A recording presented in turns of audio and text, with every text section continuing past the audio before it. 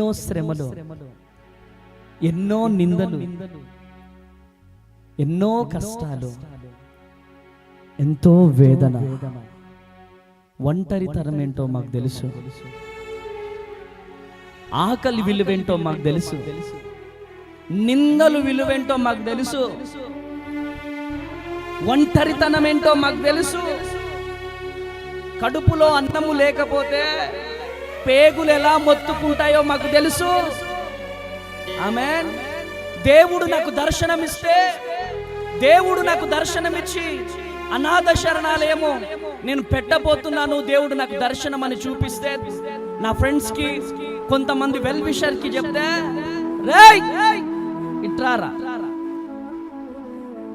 నీ జేబులో 10 రూపాయలు చూపి,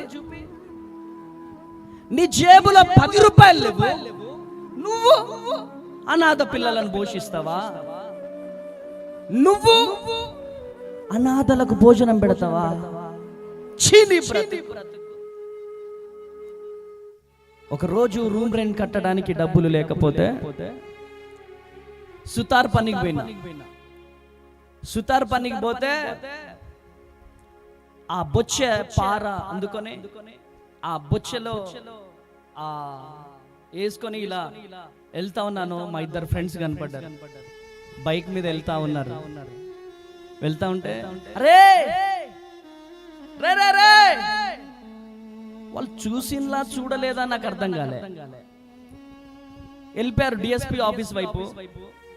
మరలా వస్తున్నారు, చూసిన మరలా దగ్గరికి వెళ్ళిపోయారు. రండ్రా నీళ్ళరా అంటే నేను చేస్తున్నటువంటి సుతారి పని చూసి వాళ్ళు నా వైపు చూడడానికి కూడా ఇష్టపడకుండా వెళ్ళిపోయారు. అప్పుడు నాకు అర్థమైంది వాళ్ళు నన్ను ఫస్టే చూశారని.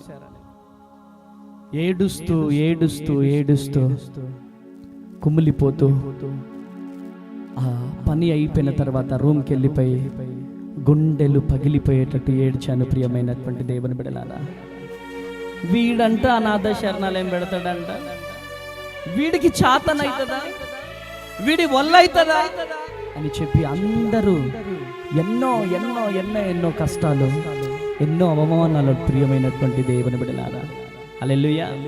మా జీవితంలో పడని కష్టం లేదు, పడని నింద లేదు, పడని అవమానం లేదు.